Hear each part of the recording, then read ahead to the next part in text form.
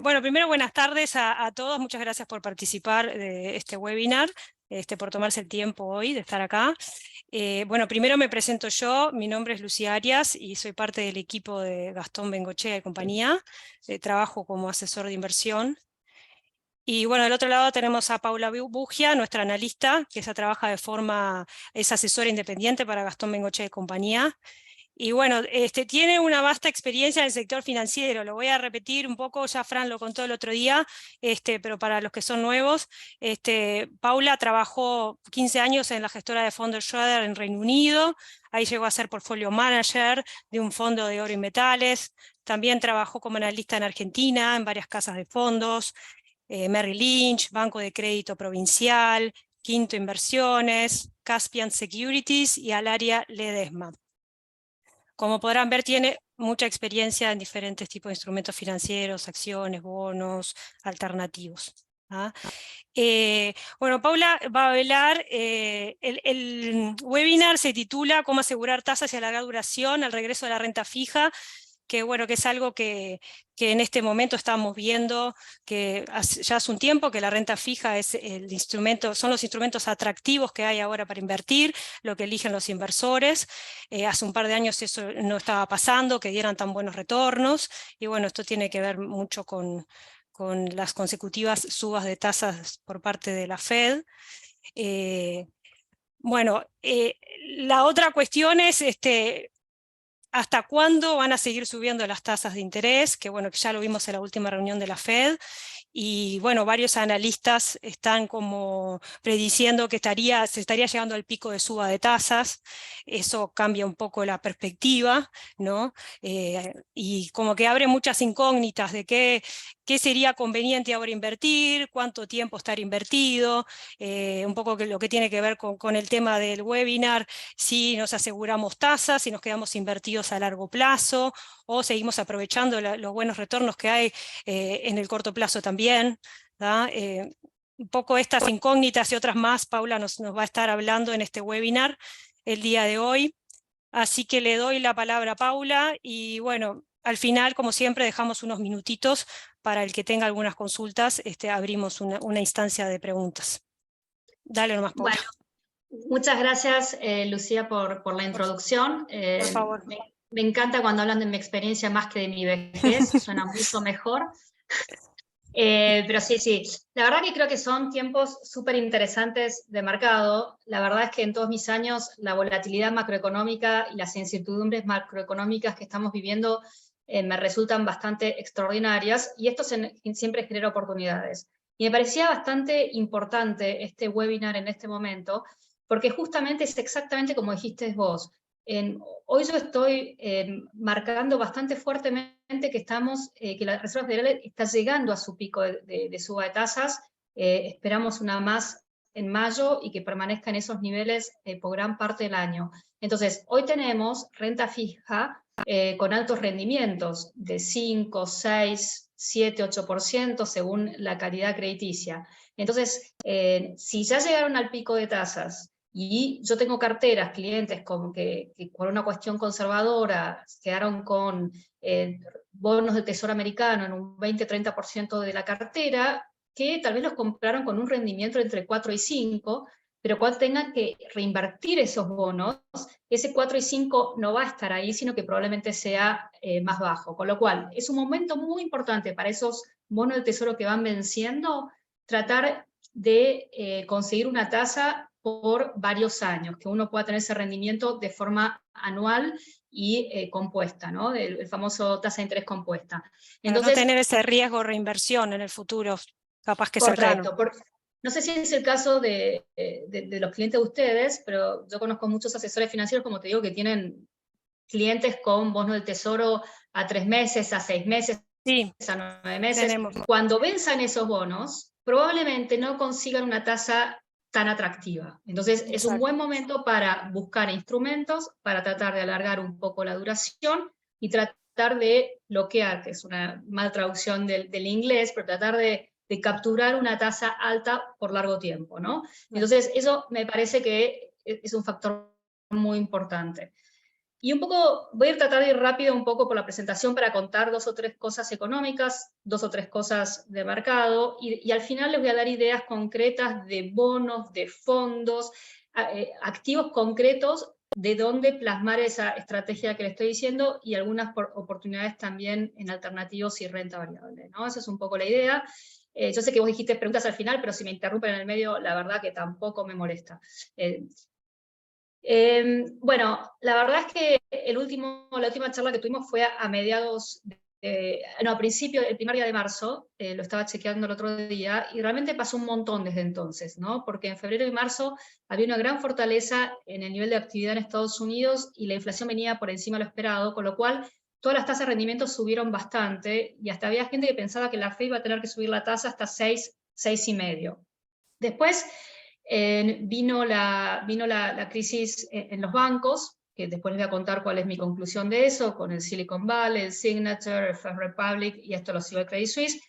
Y esto hizo que la gente pensara que la Fed iba a subir menos la tasa, y que los bancos iban a dar menos crédito, es menos crecimiento, es igual a una suba de tasas en el impacto, con lo cual la Fed iba a tener que subir menos. Y así pasó, la Fed, en vez de subir un 50 puntos básicos en su última reunión, subió 25, y ya el discurso de Powell cambió bastante, y genera una sensación de que realmente estamos al final de suba de tasas, ¿no?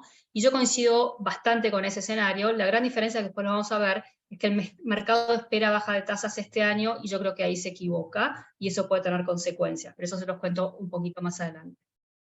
A ver, acá estoy tratando de pasar. Ahí está. No, simplemente para contarles, en la última reunión, en los primeros trimestres, por lo general la Fed da sus proyecciones económicas de crecimiento, desempleo, inflación, etc. Y no cambió mucho de lo que había marcado en diciembre, salvo en el nivel de actividad. Realmente bajó mucho las expectativas de crecimiento para Estados Unidos, para este año de 0,5 a 0,4, y sobre todo para el año que viene de 1,6 a 1,2. Con lo cual, la Fed realmente consideraba que va a frenar el crecimiento en Estados Unidos. Después los datos de desempleo y de inflación los subió un poquito, pero no demasiado, no hay mucho más para comentar por ahí. La semana pasada hubo datos económicos que ya marcan que estamos en terrenos casi recesivos. Estas son encuestas que se realizan como serían los gerentes de compras de las diferentes 400 empresas, 500 empresas, y es un indicador bastante bueno del nivel de actividad. De la mano, el primero, el que dice manufacturas, realmente viene con caídas importantes. Cuando este indicador está bajo de 50 es que estás en contracción. Bueno, ya hace varios meses que este indicador está en contracción, y donde se ve en la barra gris son niveles parecidos. Ya hubo situaciones de recesión en el pasado, por eso se dice que ya prácticamente estamos en una recesión. Lo que venía sosteniendo bastante bien es la parte de servicios, que es el gráfico a la derecha, pero que también, como ven, se viene deteriorando y se está acercando también a un parámetro de contracción. Y cuando uno ve los componentes adentro de esto, las órdenes de compra están aflojando, las contrataciones están aflojando, así que realmente el nivel de actividad está bajando. Y ya los datos también del nivel de empleo, sobre todo la parte vacante que se vio la semana pasada, también muestran un deterioro. Y estos son indicadores importantes. Entonces, yo creo que las chances de una recesión en Estados Unidos aumentaron. No sé, es en cámara lenta, no sé si va a pasar en 3, 6 meses. Y como no hay grandes desequilibrios en la economía de Estados Unidos, no es que se va a caer un 3 la economía, se va a caer unos trimestres 1 o 2%, eso es lo que se espera, con lo cual, al no ser tan profunda, realmente es que el mercado viene sosteniendo bastante, que es otro de los interrogantes que vamos a tener. Uno de los interrogantes que quiero responder también en esta charla es cómo puede ser que con un nivel de económico desacelerándose, el mercado accionario sigue de punta. Eso también se los quiero responder, porque son las grandes interrogantes de estos tiempos. La buena nueva es que la inflación viene bajando, aunque a paso bastante lento. Este es el PCE, que es el dato que mira la Fed, sobre todo el core, que es el núcleo que se saca energía y alimentos. Viene bajando, ya a niveles de 5, recordemos que la Fed tiene un objetivo de 2, o sea, todavía está muy lejos. Y la núcleo también, digamos, vea como se vea, sacando los componentes más cíclicos, menos cíclicos, la inflación base de Estados Unidos está por lo menos en 4%. Por eso es que yo creo que la Fed no va a bajar tasas este año, a pesar de lo que crea el mercado. Si las baja es porque la inflación baja muy rápido, no lo creo, porque los salarios siguen creciendo a niveles de por arriba del 4%. Y si baja es porque tal vez tenemos otra crisis bancaria que tampoco lo estoy esperando, pues tenemos una recesión profunda que tampoco lo estoy esperando, con lo cual no veo motivos para que realmente empiece a bajar tasas este año, a menos que sea una catástrofe, que tampoco sería buena noticia si las baja por eso. Entonces, lo bueno es que la inflación está bajando y todos los indicadores lo muestran. En el gráfico de la izquierda es salarios. No sé si ustedes saben, esto lo he mencionado muchas veces, pero Powell siempre habla de 3 partes de la inflación, ¿no? La parte de bienes, que el año pasado venía con deflación, ahora tiene una inflación baja. La parte de costo de vivienda, que es el que venía subiendo a un ritmo agigantado, porque los precios de las viviendas en Estados Unidos habían subido un 40% desde la pandemia, y las rentas venían subiendo un 9% al año, más o menos. Bueno, eso sabemos que va a aflojar en agosto, más o menos, porque es como se forma la encuesta de inflación, pero sabemos que va a empezar a aflojar ese componente de viviendas en unos meses. Ese no preocupa. El que sigue preocupando terriblemente a Powell y a la Fed en general es ese otro tercio, que es servicios sin viviendas. Y por eso sigue mucho el mercado laboral, porque si el mercado laboral está muy ajustado, los salarios suben y esto le empuja mucho a toda la parte de servicios. Bueno, la buena nueva es que los salarios, ya en las últimas mediciones de la semana pasada, se veía que crecían un 4%, 4,2%, esto venía a niveles de 6%, así que esto es buena noticia para la inflación. Y después el gráfico a la derecha es el componente de precios en las encuestas que yo les mencionaba antes, que también dan muestras de que la inflación está amainando.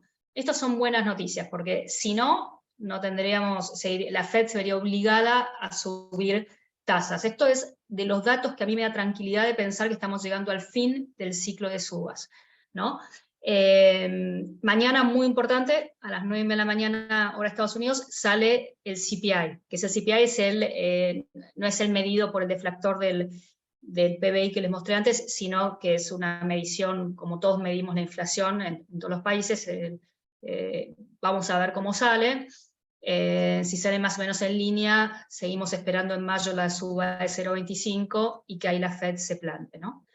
Igualmente, la inflación baja, no baja muy rápido, es muy raro que este año baje abajo de 4 significativamente. Es por eso que, estando tan lejos del objetivo de la Fed, no debería bajar tasas.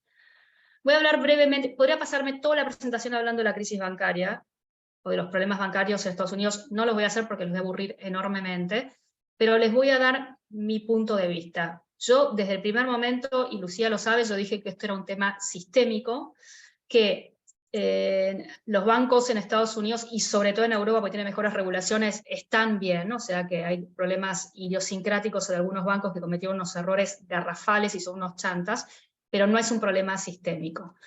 En este gráfico lo que trata de ver es cuál es el endeudamiento de las economías, de los diferentes jugadores en Estados Unidos, medido contra el PBI.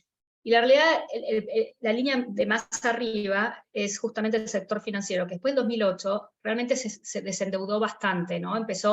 Cambiaron las regulaciones, tuvieron que aumentar sus ratios de capitalización, de liquidez, tuvieron que ser mucho más restrictivos en dar créditos, mucho más responsables, entonces eso bajó. El otro componente que baja es la línea gris, que es la de hipotecas, ¿no? Porque también los bancos, al dar hipotecas de forma más responsable, sobre todo las casas, los consumidores bajaron mucho su endeudamiento. La línea violeta, que es la del gobierno, ¿no? Eso ni hablar, todos los gobiernos se van a un endeudamiento mucho más alto que el mundo corporativo, los consumidores. Ese es un problema que yo creo que va a traer, que salió un artículo de Rubini este fin de semana, yo creo que va a traer importantes consecuencias para el crecimiento futuro, el endeudamiento gubernamental, pero es un problema para 5 años en adelante, pero bueno, y para el dólar sobre todo. Brevemente, en Estados Unidos los ratios de liquidez son muy altos, como ven el primer gráfico de arriba. De 2008 hasta ahora, los niveles de liquidez subieron mucho, también subieron lo que se llama el capital ratio, que es su capitalización, esto por regulaciones, mejoró mucho. Esto es el sistema como un todo. Y el 50%, el gráfico de abajo, el 50% de los depósitos están asegurados si son de montos de $200.000 o $250.000 o menos. En los europeos también tienen un sistema bastante sólido, donde de hecho los ratios de capitalización son más altos. Yo les voy a contar brevemente, pero lo que hizo mal el Silicon Valley, primero, tanto el Silicon Valley como el Signature crecieron sus depósitos de forma abismal, 5 veces en un año, entonces no hacían a tiempo de prestarlos. Entonces, ¿qué hicieron? Dijeron, compro lo más seguro, que son bonos del tesoro y hipotecas securitizadas, ¿no? Lo gracioso es que Estados Unidos permite una contabilidad que vos decís que los mantenés hasta el vencimiento, con lo cual lo devengás y no pones precio de mercado. Cuando la tasa sube un 5% como subió, los bonos de tesoro bajan su precio un 10-18% como pasó el año pasado, tiene una pérdida no reflejada. Cuando el mercado se entera de esto, empiezan a sacar depósitos. La corrida de depósitos a estos bancos fue abismal, porque en Twitter lo organizamos en 1 hora, entonces fue, nunca viste, con un cliqueo saqué la plata al banco, o sea, fue brutal. Por suerte, y estos fueron problemas de ciertos bancos. Graciosamente, en el 2018, Estados Unidos comete un grave error impositivo, regulatorio, que es permitir que bancos con activos de menos de 250 billones no tengan lo que se llama el stress test, ¿no? Un testeo por subas de tasas o testeos más profundos por problemas sistémicos. Graciosamente, el Silicon Valley se mantenía en 250 billones de activos o abajo, se aseguraba eso para no tener altas regulaciones. Entonces, por eso que fueron problemas serios de riesgo de estos bancos y no un problema sistémico. Cuando uno ve, entonces, la Fed, en Europa esto está buenísimo porque todos los activos se miden a precio de mercado, o sea, no tienen este problema, y la base de bancos que se regulan fuertemente o que se auditan fuertemente es mucho más alta. Entonces, graciosamente, más allá del Credit Suisse, que cometió errores estratégicos, y que hubo un error de que los saudis dijeron que no compraban más, bueno, fue un tema muy específico de Credit Suisse, la banca europea también está bastante fuerte. Por eso es que yo no creo que son problemas sistémicos. Aparte, bueno, tanto la Reserva Federal como los bancos centrales de Europa salieron rápidamente a decir, si vos tenés un problema de liquidez, vení a verme, yo te doy líneas de liquidez, no solo eso, te tomo tus bonos al 100% y te presto contra eso como garantía. Entonces, esto realmente tranquilizó muchísimo. ¿Y qué pasa después de esto? Obviamente esto tiene consecuencias. Primero, los bancos empiezan a subir sus tasas de depósitos, prestan menos, aumenta su capitalización, su liquidez. Esto hace que presten menos, eso es menos actividad. Y también empeora, tienen que subir sus tasas de depósitos para que no se vayan los depósitos y que se parezcan a los bonos del Tesoro americano, los rendimientos, y entonces ahí sus márgenes se caen, no ganan tanta plata, o sea, no está bueno por eso es que también el índice financiero de los bancos cayó los precios, caen porque van a ganar menos plata, y los regionales porque puede ser que haya más bancos con problemas. Estos bancos medianos o chicos, puede ser que sigan algunos teniendo problemas, pero la crisis sistémica creo que está bastante contenida, ¿no? Y aparte, cuando uno ve realmente la salida de depósitos, esto le voy a pasar rápido porque si no vamos a estar todo el día, pero la salida de depósitos realmente fue muy concentrada en reacomodamiento y la gente se va a los bancos grandes. Esto va a ser más concentración. De hecho, de lo de Silicon Valley, el 70% de los depósitos se fue al JP Morgan, por ejemplo. Acá los ganadores son el JP Morgan, el Citi, que nuevamente no van a ganar mucha plata estos años, o sea, no es que son una gran inversión hoy, pero a largo plazo realmente son los grandes beneficiarios. Tanto los grandes como los chicos perdieron depósitos, porque la gente se fue a lo que se llama los money markets, que son los fondos de corto, ¿no? de liquidez, que rendían mejor que los depósitos, porque en realidad los bancos son bastante vagos en subir sus tasas de depósitos, y si el inversor consigue mejores oportunidades, se cambia. Por eso es que ahora yo creo que van a subir las tasas de los depósitos de los bancos.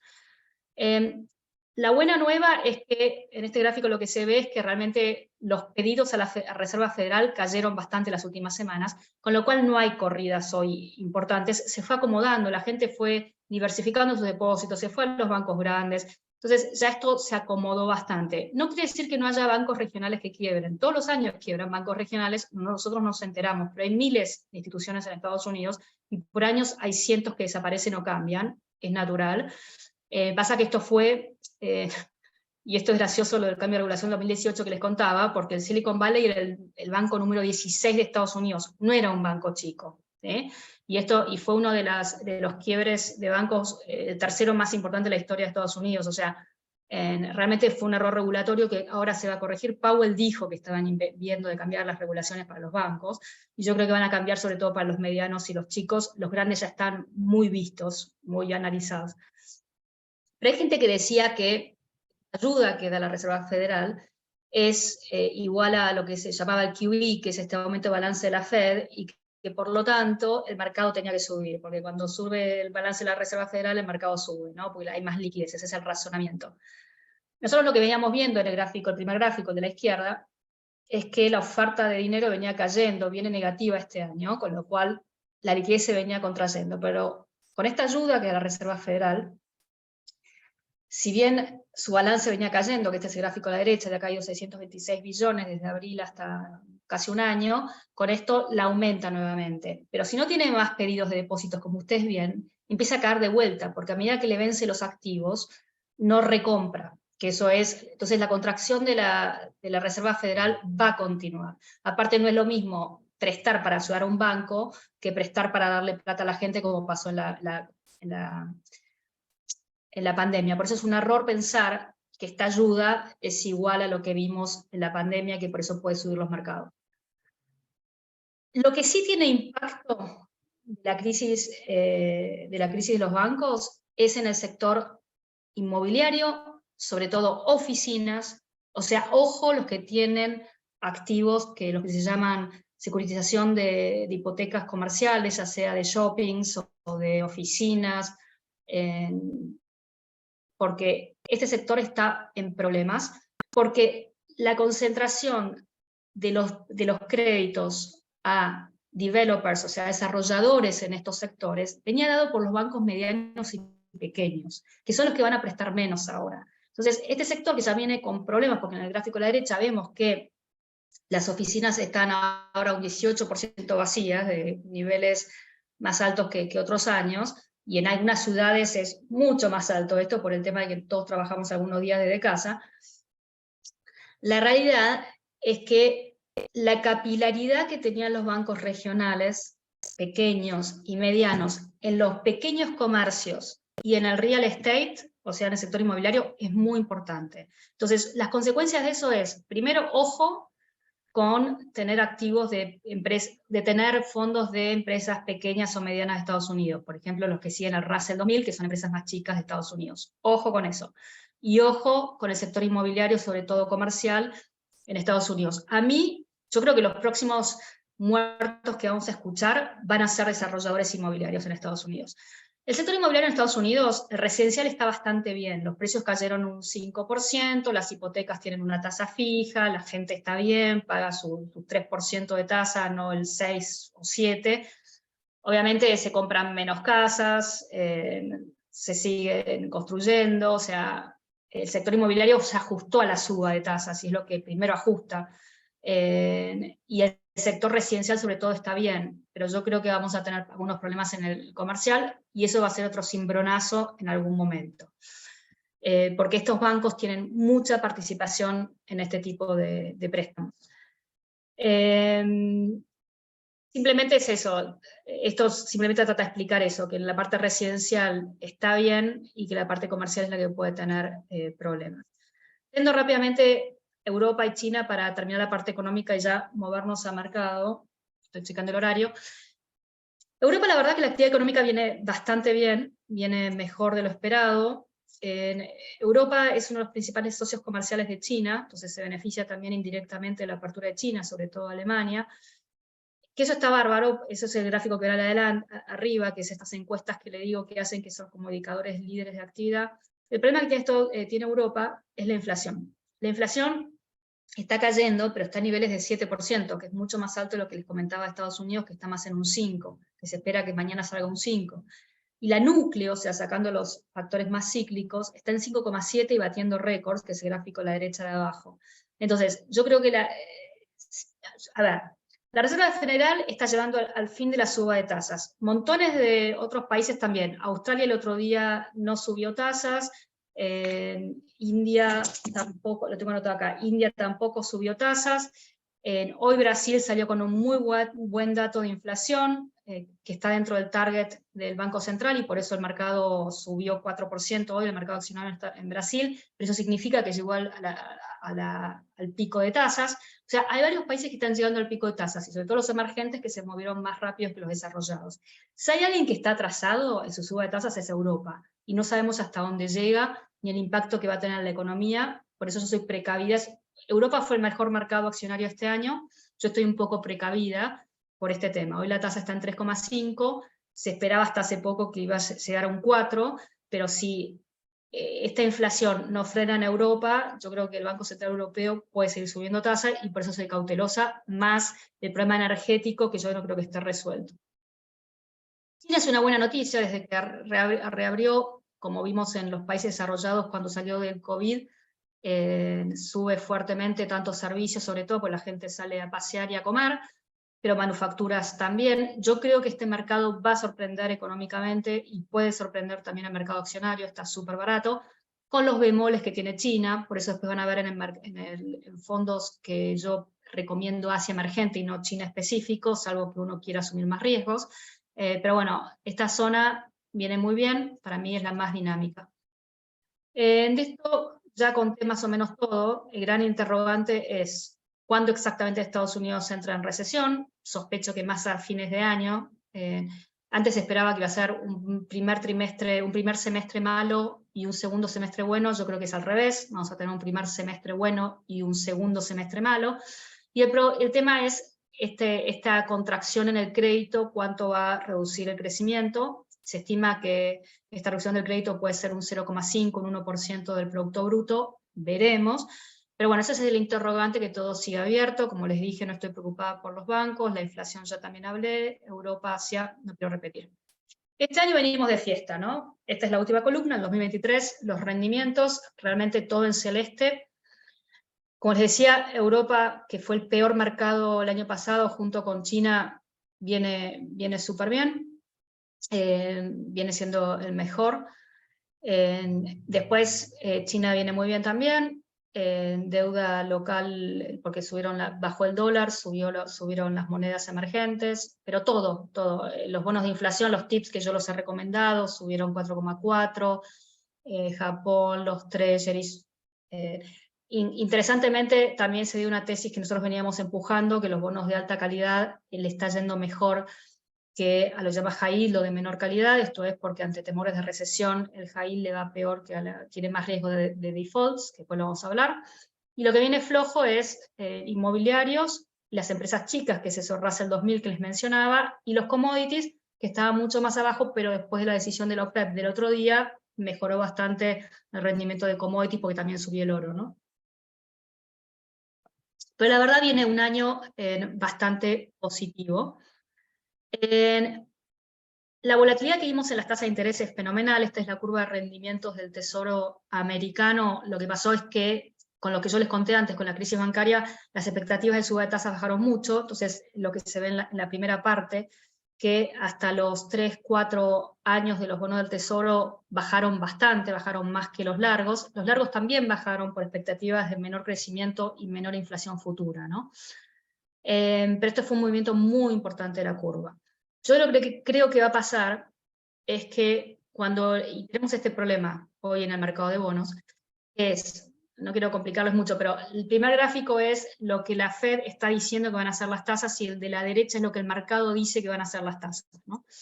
La Fed lo que está diciendo en la parte de la derecha, en el 2023, cada puntito es un señor miembro del comité de la Fed. Entonces, yo creo que la tasa debería estar acá, yo creo que acá. Entonces, como ven, la mayoría de los miembros para este año esperan un 5, solo un señor espera una caída por abajo del 5% de la tasa, ¿sí? Pero la mayoría de la Reserva Federal considera un 5 como con los datos que tiene como las correctas. Después sí, en el 2024 ya se esperan bajas, Pero gráfico a la derecha, el futuro de tasas, lo que te está diciendo es que vas a tener esa suba en mayo que todos esperamos, pero ya en julio las tasas van a empezar a bajar y van a bajar como 75 puntos básicos o 100 puntos básicos, o sea, entre 0,75 y 1 punto porcentual este año. Con lo que hablamos con la inflación, salvo que tengamos un problema grande, no creo, ¿viste? Hay una frase que dicen los americanos que es, tener cuidado lo que deseas, ¿no? Si hay una baja de tasas es porque algo salió muy mal. Entonces, yo creo que vos vas a tener que convivir con estas tasas altas, que obviamente van a tener un impacto en la economía, porque son tasas restrictivas, ¿no? Las expectativas de inflación están bastante ancladas, es algo que le importa mucho al señor Powell. El de la izquierda es un gráfico de las expectativas de tasas a un año, de inflación, perdón, de expectativas de inflación a un año, que están entre 2,7 o 3, que a mí me parecen demasiado optimistas, por eso es que yo sigo recomendando los TIPS, o sea, son los bonos del Tesoro americano que ajustan por inflación, vienen con muy buen rendimiento, como les mostré, yo creo que van a seguir siendo una muy buena opción. La de 10 años viene bastante también anclada en 2,2, 2,5, está diciendo, bueno, la Fed le va a ganar la batalla a la inflación. O sea, esto es positivo. Es positivo. Ahora bien, vamos a lo que decía Lucía. Realmente la renta fija, que nosotros años anteriores arañar un 2, un 3, teníamos que invertir en bonos de mercados emergentes que nos daba pavor, hoy en día es una fiesta. Hoy en día estos rendimientos son extraordinarios. Emergentes tienen rendimientos altos, 8, 9, ahí somos selectivos, después le voy a mostrar por qué. Pero inclusive bonos de alta calidad podemos conseguir de 6, 7, alargando un poco de duración. Yo prefiero alargar hoy duración que reducir reducir la calidad, si tengo que elegir un riesgo, porque yo creo que estamos llegando al fin de pico, al fin de suba de tasas, eso es bueno para alargar duración, pero por otro lado me preocupa la actividad económica, eso es malo para sectores como bonos de poca calidad crediticia. Y porque esta parte está mucho más correlacionada con las acciones, es un sector mucho más complejo. Pero bueno, realmente bonos del tesoro cortos que siguen dando casi 5, los largos no se ven tan atractivos, ya están en 3,5. Otra recomendación que yo he dado es que yo creo que los bonos largos van a seguir bajando, llegaron a un 4 de rendimiento hace más o menos a principios de febrero, que yo ahí en mi informe recomendé un ETF que es TLT, que es de bonos del tesoro largos, ese subió un 6-7%, yo creo que falta que baje la tasa larga, hoy está en 3,5, yo creo que puede llegar a 3, por menor expectativa de crecimientos, pero estos rendimientos realmente son una fiesta. Realmente, si uno capitaliza estos rendimientos en una parte de la cartera, es muy bueno. Y cuando uno analiza estos rendimientos contra los dividendos que pagan las empresas, por ejemplo, en Estados Unidos, realmente la renta fija está mucho más barata que la renta variable, ¿no? Yo lo que le decía, ¿por qué tengo cuidado con mercados emergentes y bonos de baja calidad o que los llaman high yield? Hoy en día esos bonos tienen un spread. El spread de un bono es, el rendimiento de un bono, por ejemplo, si un bono de poca calidad nos rinde un 7%, no sé, 5 de esos puntos es por el spread y 2 es por la tasa libre de riesgo, que es la del tesoro. Entonces, es como el riesgo crediticio puro. Ese riesgo crediticio puro hoy del high yield está en 500 puntos básicos. Históricamente ha llegado a 600, a 700. Los niveles de default hoy son 3%. En recesiones ha llegado a 8% esos riesgos de default. Esos default, cuando suben los defaults en high yield, cuando tenemos menor actividad económica, los spreads estos aumentan. Y entonces eso baja el precio del bono. Yo creo que esto puede pasar. No creo que lleguemos a las tasas de default que vimos en el pasado, porque realmente hoy los bonos corporativos son mucho más saludables de lo que eran históricamente, en promedio tienen mejor rating crediticio que en el pasado, o sea, están fenómenos, pero estos spreads son bajos. Entonces por eso soy cautelosa, me parece que los bonos de investment grade o de alta calidad crediticia, donde prácticamente no hay defaults, o no hay defaults históricamente, realmente son un mejor rendimiento. Entonces, esto para mí es de lo más importante que les voy a contar hoy, que es, si me creen a mí que las tasas están llegando a su pico, y que cuando ustedes tengan que reinvertir esos activos de corto plazo no van a encontrar las mismas tasas, cómo hago para bloquear o garantizar una tasa más alta por más largo plazo. Entonces, hay varias estrategias. Una es con bonos que yo recomiendo que sean de grado de inversión, o Pemex, como dice Lucía, porque la conocemos y entendemos que es riesgo soberano mexicano, a pesar de que no todos la tienen como grado de inversión. O ahora salieron unos fondos, New Capital, pero hay otros, que es como que uno compra un fondo que tiene bonos que todos vencen al 2026. Entonces es como un fondo donde hay 100 bonos, o sea, uno no tiene que comprar uno o dos. Está ilíquido, aunque tiene tiene salida, con una cierta penalidad, pero bueno, todos los bonos están dando entre un 5,5, este fondo da un 6, este tipo de estrategias son buenas. Y ahí les puse en algunos de los fondos de renta fija que estoy recomendando. Pueden hablarlo con sus asesores porque esto los va a marear muchísimo. Paula, pero en una general, consulta, estos fondos... perdón que te Sí, interrumpa. ¿Te sí, parece no, bien invertir a largo plazo Pemex? Por el lado de que tiene buena calificación, sí, por lo que venís diciendo, pero y por el sector o por Pemex mismo, ¿no? sí, A muy sí, largo mira, plazo para asegurarnos tasas buenas, sí. puede ser mucho riesgo. Yo en Pemex estoy yendo hasta 2025-2027. Igual hay elecciones en México hasta el 2024, pero si una persona como López Obrador capitalizó a Pemex si era necesario, yo creo que otro presidente también lo va a hacer. Realmente en México vienen muy bien sus números fiscales, su endeudamiento, y yo creo que cualquier presidente entiende, y tampoco políticamente se ve mucho a la izquierda, por lo menos es lo que muestran las primeras posibilidades. Entonces, yo creo que cualquier presidente mexicano entiende que una persona cuando invierte en Pemex está invirtiendo en riesgos mexicanos. Pemex es de las empresas con más deuda emitida en el mundo, o sea que todos tenemos bonos de Pemex. Entonces, el daño es como que México entra en default. Si Pemex defaultea es como que... Entonces, si bien es una empresa que no genera operativamente lo necesario para pagar su deuda, las calificadoras de riesgo la entienden como riesgo soberano, Sí, y tiene la todo el siguen gobierno por capitalizando. detrás, claro. Sí, entonces yo eso lo sigo esperando y lo esperamos todos.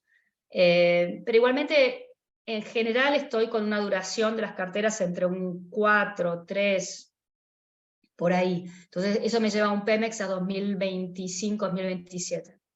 Igualmente, como vos sabés bien que yo siempre digo que me gusta que la gente no ponga en bonos individuales más de un 2 o 3%. En un fondo que tiene 100 bonos, uno puede de repente poner un 5%, un 10%, pero en un bono individual, por una cuestión de diversificación y de cultura, yo no pondría más de un 2 o un 3%, ¿no? Esa es una Sí, estás recomendación que asumiendo doy. riesgo empresa o país.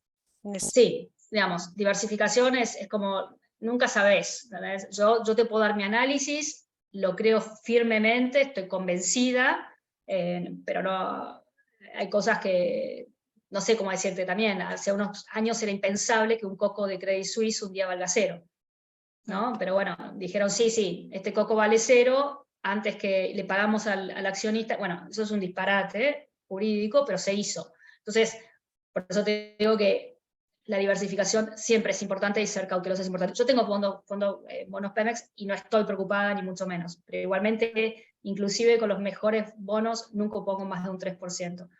Claro. Pero bueno, ahí tenés algunos fondos, como te digo, de investment grade. A veces a los clientes más conservadores se le puede poner uno de corta duración, como los que están abajo de todos. Los del medio son un poco más largos. Y quiero mencionarte especialmente el de Wellington, que es muy interesante porque es como un paso siguiente al que tiene bono del Tesoro. Porque el de Wellington invierte 80% en bonos soberanos, como ves, tiene una calidad crediticia súper alta, de todos esos fondos la más alta, a menos, y estás cerrando a 3 años una tasa de 5,8. Entonces ya ahí mejorás. Pero bueno, todos esos fondos son fondos que yo sigo, que me gustan, los analizo, son una posibilidad. Otra posibilidad es esto que también le mandé a la gente de Gastón Bengochea, que también lo pueden hablar con ellos, que son bonos, son todos nuevamente investment grade, o sea, de alta calidad crediticia, que en promedio tienen una duración de 3,8 y un rinde de 5,4. Combinar esto con un Pemex que te puede dar un 7, un 8 o un 9, está bueno, ¿no? O algunos les puedo pasar, si después les interesa, bonos individuales también de alta calidad, perdón, de menor calidad crediticia, unos BB más, un BB, que son todavía bastante razonables, hay varios en Latinoamérica inclusive, que también nos aumenta un poquito el rendimiento, tampoco me preocupa mucho. Y muchos de estos fondos que yo les mostré ahora, a veces tienen algo de, hacen análisis de cada bono y cada situación crediticia, de estos también, yo miré los balances más o menos para ver que no haya desastres, aparte muchos de estos son recomendados por otras casas que tienen un montón de analistas, no solamente yo, ¿no?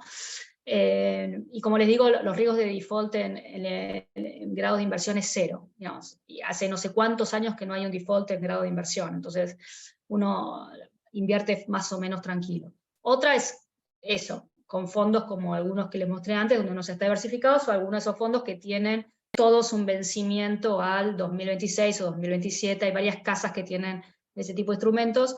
El año pasado a mí no me parecían atractivos, porque no pensé que estábamos al pico de tasa. Salió uno que en un momento, cuando venían subiendo los bonos, pensé que no iba a salir bien, pero en este momento sí lo estoy considerando. Este es el que les decía de fixed maturity, o sea, fecha de vencimiento fija. Pero bueno, este es un concepto muy importante hoy en día, me parece, en las carteras. Ahora, para ir rápidamente, la renta variable me preocupa un poco, digamos, a ver, uno de los interrogantes que uno se hace, ¿no? Uno de los interrogantes es por qué los bonistas, por qué el mercado de bonos espera que la tasa baje cuando tenemos los datos que tenemos y la FED te dice que no, ya creo que se lo expliqué. Otro de los grandes interrogantes es, Estados Unidos está entrando en recesión, corrigieron las ganancias esperadas un 10%, pero siguen bastante altas. Ahora empezamos este viernes con las ganancias del primer trimestre, empiezan los bancos, que va a ser muy interesante porque los bancos son los bancos. Igualmente sepan que es hasta marzo, fines de marzo los datos, o sea que no va a estar todavía la crisis, no va a estar muy metida la crisis que vimos, pero nos van a contar en las conferencias con los presidentes, nos van a contar mucho chumerío de cómo les impactó eso, que seguramente a los grandes les impactó bien, porque ganaron depósitos, ganaron clientes, esas cosas. Pero uno se pregunta, ¿por qué con esta situación de ganancias, etcétera, el mercado está tan bien? El S&P está arriba un 7%, el Nasdaq un 16%, o sea, está divino. Digamos, acá no hay recesión, no hay nada. Entonces, me gustó esta tabla que encontré, que ponía en cada recesión cuánto bajaron las ganancias y cuánto se contrajo el precio de utilidad. El precio de utilidad el año pasado en Estados Unidos llegó a un máximo de 21,5 en febrero del año pasado, llegó a su nivel más bajo en octubre con la corrección del 18% que vimos, a 15, algo, y con el rally que vimos desde octubre del año pasado, que estaba en 3.400 hasta ahora que estamos en 4.100, y con la caída de ganancias que vimos, está en 18. El nivel de precio-utilidad, que es el valor más importante que tiene un mercado accionario, de 18 es alto, porque históricamente está más en un 16, y con estas tasas parece más alto todavía. O sea, el mercado accionario en sí no está barato, después siempre hay oportunidades, pero no es algo que esté barato. Entonces uno dice, ¿qué es lo que está pasando? Digamos, las ganancias tendrán que caer más, las ganancias esperadas. Bueno, en esta tabla lo que se ve es que cuando tenemos recesión, caen las ganancias en promedio un 16%, el mercado está esperando que este año crezcan 3% y año que viene un 10%, o sea, en recesión las ganancias de las empresas le van a caer, casi este año no caen y el año que viene suben, o sea, uno dice, no, viven en Disneylandia, no existen. Bueno, porque históricamente caen un 15, un 16, y también los precios de utilidad, el múltiplo cae, entonces esto es un doble impacto. Bueno, esto no está pasando, ¿por qué? Entonces, unas personas analistas del mercado dicen, bueno, tampoco cayeron las ganancias en el 73, 75, 80, 80. Si alguien adivina qué pasaba en ese momento parecido ahora, les mando por correo un chocolate. Les doy un minuto mientras que tomo agua. En el 75-80 había inflación, como ahora, tenían inflación alta. En el 75-80 la inflación llegó a niveles ridículos de doble dígito, entonces vino Volcker y famosamente subió las tasas un 15%, eso fue un desmadre, pero ahora también tenemos inflación alta. Entonces, lo que uno está viendo en los resultados de las compañías que están reportando, las ganancias crecen porque la gente sube precios cuando tiene inflación. Entonces, las ventas crecen un 5%, más o menos un 8%. pero las ganancias caen. Los últimos trimestres cayeron las ganancias y se espera que este trimestre también caiga. No mucho, este trimestre se espera un 7%, porque vos lo que subís en ventas te lo comen los costos un poco. Hay empresas que tienen más capacidad de subir precios y no perder clientes que otros. Eso obviamente depende de su fortaleza, la competencia, gente de marketing lo entiende mucho mejor que yo. Pero bueno, lo que está apostando el mercado es eso, es que estos tipos pueden seguir subiendo sus precios y compensando los costos. Yo creo que si empezamos a ver, la economía de Estados Unidos es un 80% consumo. Si el mercado laboral empieza a aflojar realmente y el consumidor se empieza a caer, yo creo que la posibilidad de las empresas de seguir subiendo precios va a ser más limitado y los costos no van a bajar tan rápido. Entonces, a mí me parece un poquito complaciente la situación del mercado hoy en día, o no me parece que tengo seguros, no tengo margen de seguridad. Las valuaciones hoy en Estados Unidos no me está dando margen de seguridad que algo salga mal. Por eso es que no estoy súper entusiasmada con la renta variable, pero les cuento que esa situación en parte ayuda el tema inflacionario, pero es muy jugado. Acá están haciendo alguna... después vemos las preguntas. Pero bueno, eso me parece un concepto interesante. Y después otra cosa, la gente, no sé si lo sabe, el mercado subió un 7%, pero nuevamente, como en el 2021, 5 empresas te explican 90% de la suba. Y esas empresas subieron, que están ahí arriba, Meta, Amazon, Apple, subieron 20%. Si vos le sacás a esas empresas, el S&P no subió tanto. ¿Sí? Entonces, es muy concentrado. Y cuando uno ve el gráfico a la derecha, lo que más subió es lo que más bajó el año pasado. ¿Sí? Y lo que más bajó este año, que no bajó demasiado, es lo... ¿Cómo es? Es es lo que más subió el año pasado. Entonces, cuando uno no tiene un rally generalizado, o sea, no hay momentum, no habla de una fortaleza del mercado. Esas empresas subieron mucho, primero porque son grandes empresas, ¿no? Son empresas importantes que generan mucha caja, no es que subieron todas estas empresas tecnológicas que no ganan un mango, no, subieron las buenas con el concepto bastante simple, que es, el año pasado cayeron un 30, Amazon cayó un 60, o sea, son empresas que cayeron bastante el año pasado. Está llegando al fin de la suba de tasas, es una forma de apostar a eso. Para mí es un poco temprano para hacerlo, pero puedo entender el rebote. Y eso explica grande el rebote que vimos en el S&P. Pero no es una suba generalizada. Eso también para explicar por qué, inclusive con datos económicos que tenemos, no están tan bien. Hay 2 o 3 sectores que subieron, el resto de los sectores están bastante inactivos, digamos. O bueno, el financiero cayó, pero bueno. Y el sentimiento recuperó bastante. Realmente el sentimiento recuperó bastante, que ese gráfico de arriba estaba bastante caído con la crisis bancaria, ya volvimos a la situación de cierto optimismo. Así que bueno, ahora hay que seguir la inflación, que no tenga ningún desmadre, los resultados corporativos, que eso va a ser clave, y los datos económicos, cuánto se aceleran. Yo, para mí, toda la historia no está dicha. Cuando yo veo la renta fija, digo, tengo más para ganar que para perder. Cuando yo veo la renta variable, pienso, tengo más para perder que ganar. Los commodities me gustan, el que viene escuchando lo sabe. ¿Por qué sube el oro? Porque el oro tiene es como el Bitcoin, pero tiene un montón de otros condimentos, ¿no? Primero, si estamos llegando al fin de la suba de tasas, el dólar se va a debilitar. Eso es lo que se espera, como ya pasó, ¿no? Ya se debilitó bastante. Eso es bueno para mercados emergentes y es bueno para commodities en general. Aparte, el oro, que no rinde nada, no tiene dividendos, no paga intereses, cuando cae la tasa real, en general el oro sube. Entonces es lo que estamos viendo, que es ese gráfico que se ve ahí, que hay una correlación. Entonces, me gusta, para concluir, me gusta la renta fija, me gusta más grado de inversión que los bonos de alta calidad. El mercado accionario yo lo compro más cerca de 3.800 que de 4.100. Con Europa tomaría algo de ganancias, o sería muy cautelosa en donde estoy invertida en Europa. Me gusta Asia emergentes, por lo que ya les comenté, y no solamente China, sino India, Corea. Hay muchos países que realmente tienen un potencial de crecimiento importante. Los commodities me gustan por todos esos motivos que están ahí, no se los voy a contar todos, pero la apertura de China, baja de dividendos, hay pocos inventarios, hay más demanda que oferta, no hay inversión en commodities en los productores. Tendría cuidado con ahora van a ofrecer mucho, ¿no? Private equity funds, créditos privados, ojo con eso. Vamos a ver problemas ahí también. Ya vimos que Blackstone y varias otras personas no están permitiendo rescates en la parte de inmobiliarios.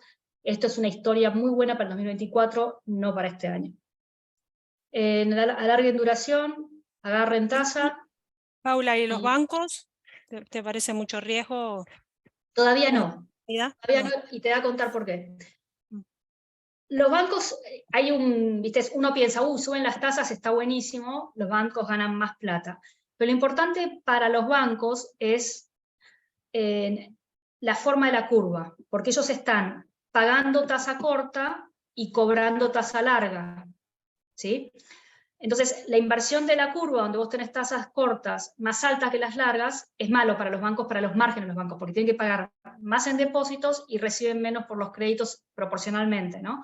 Y aparte, cuando vos tenés menor nivel de actividad, en general no te crecen los préstamos y aparte tenés incobrables. Entonces, yo creo que es un poco pronto para el sector financiero. Creo que va a haber un gran momento para eso, pero me parece que todavía es un poco pronto. Me parece que no viste lo peor. Invertida la curva, no sería un buen momento. Correcto. Tenés que empezar a ver que se empine de vuelta. Entonces, bueno, la gente de Gastón Bengoechea me pidió especialmente que le muestre una cartera con activos concretos. Nuevamente no los quiero abrumar, pero yo en estas carteras lo que trato de reflejar es todo lo que les conté antes. Es como yo veo la economía, como veo los mercados y dónde invertiría, ¿no? Para dar respuestas concretas. Entonces, esto es una cartera moderada, después esto según si uno tiene más, menos riesgos, se pueden ajustar, pero conceptualmente es una cartera con una volatilidad media del 11%, hoy todas las volatilidades están más altas que las históricas, que los últimos años, y como les digo, la parte de renta fija es un 58%, porque a los balanceados, les pongo, los balanceados son fondos que invierten en renta fija o renta variable, distribuí la parte de renta fija, renta variable, ¿no? Entonces, este es un fondo que termina con una cartera que termina con 60% prácticamente en renta fija, en los fondos que ya les mencioné, con una duration que la he alargado, el que me sigue sabe que la he alargado, a 4,9, y uno puede terminar con un rendimiento de un 7, me parece súper atractivo. En estos fondos se van en los 4 meses, los 3 meses y medio, un 3% de rendimiento positivo. Los balanceados, que están tirados bastante hacia la parte de renta fija y son tácticos en la parte de renta variable, también vienen ok. Después, lo único que invierto en Estados Unidos hoy es lo que se llama valor, compañías defensivas de bajas valuaciones, me gusta emergentes. Hay un fondo de Schroders, es muy competitivo, ya hacia emergente. Después me gustan, con esta volatilidad macro, me gustan los alternativos que son más como hedge funds. Estos son hedge funds líquidos y no son hedge funds en el sentido que toman mucho endeudamiento, o sea, que toman mucho leverage, sino que son muy tácticos en invirtiendo en tasas, en tipo de cambios. Y realmente esta gente que lo sabe hacer muy bien, estos dos fondos que tienen un excelente track record, que lo saben hacer muy bien, cuando uno tiene la volatilidad macro y la incertidumbre macro que tenemos ahora, es Disneylandia para este tipo de portfolio managers que pueden sacar bastante rentabilidad. Y después me gustan los commodities, el que me viene escuchando también lo sabe. Entonces ahí puse el oro con los productores GLD, petróleo, XLE, como algunas ideas. También hay fondos de futuros, pero también tiene agro y otras cosas que me parece que van a dar ok, pero bueno, esas son mis dos cosas que más estoy recomendando. Así que, a ver, ahí llegamos, completamos casi la hora, pero quiero contestar a una de las preguntas. Sí, alguna Lucía. preguntita había ahí.